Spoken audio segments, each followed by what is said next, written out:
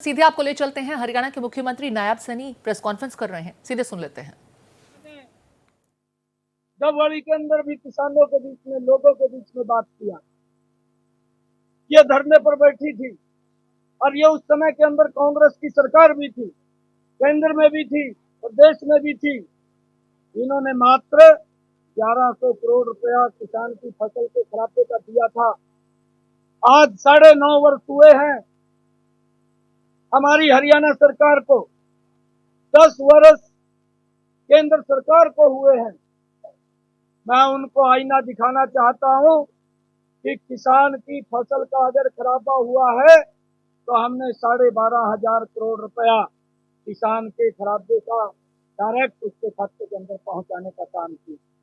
और उनके समय के अंदर भी जो 267 करोड़ रुपए रुका था उसको भी देने का काम किया। ये लोग तो किसान के साथ मजाक करते थे, 2 रुपए का चेक, 5 रुपए का चेक, और आज झूठ बोल करके लोगों को बरगलाने का काम कर रहे हैं।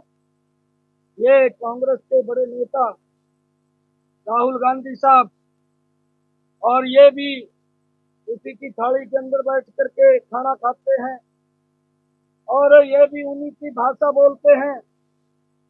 राहुल गांधी अब कहने लगा एक झटके के अंदर गरीबी को समाप्त कर दूंगा। अरे पहले अपने पूर्वजों के कार्यों की तरफ तो देख लो।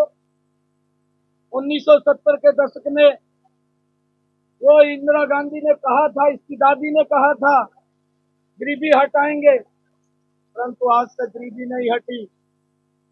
और फिर इनके पिताजी ने कहा था मैं 1 रुपया भेजता हूं, 15 पैसे शिक्षा में पहुंचते हैं। वो किन के विकास के ऊपर खर्च होने थे, कौन से गरीब व्यक्ति को उसका लाभ मिलना था, इसकी चिंता नहीं की। और एक झूठ बोल करके कि भाई मैं एक झटके के अंदर गरीबी को समाप्त कर दूंगा। ये गणित भी इनको नहीं आता। इसको बेचारे को कोई ना कोई लिख करके पर्ची पे देता है और उसको बोलता है। और एक और झूठ बोल दिया, कहने लगा कि मैं गरीब के खाते में ठगाठक 1 लाख रुपया पहुंचा दूंगा। अरे अगर हिसाब लगाएं तो ये 50 लाख करोड़ रुपया बनता है। देश का बजट 46 लाख करोड़ रुपया है। ये कहां से ला करके देगा, ये भी देश पूछना चाहता है।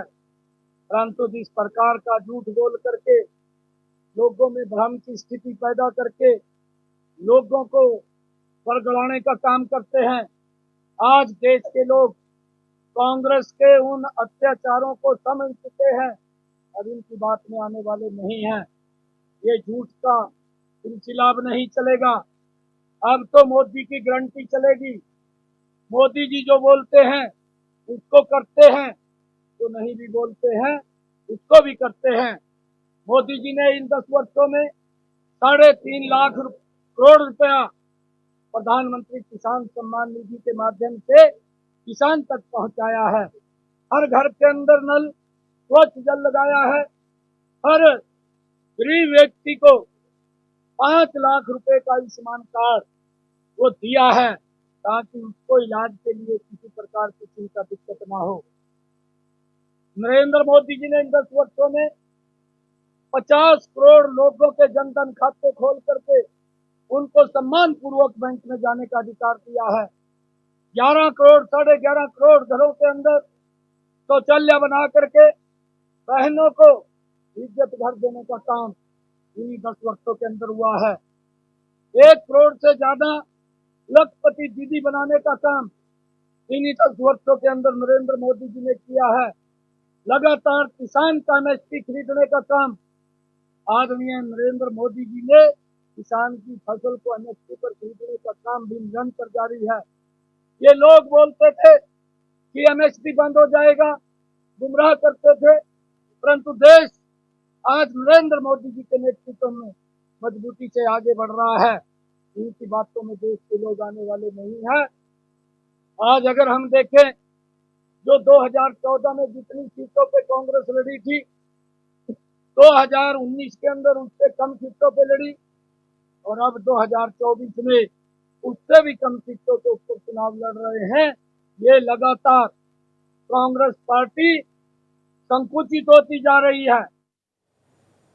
तो आप नायब सिंह सैनी की प्रेस कॉन्फ्रेंस को सुन रहे थे, जो 3 विधायकों के समर्थन वापसी और साथ ही साथ कांग्रेस पार्टी को लेकर के तमाम तस्वीर स्पष्ट करते नजर आए कि दरअसल सरकार गिराने के लिए कांग्रेस किस तरह के हथकंडे अपना रही है।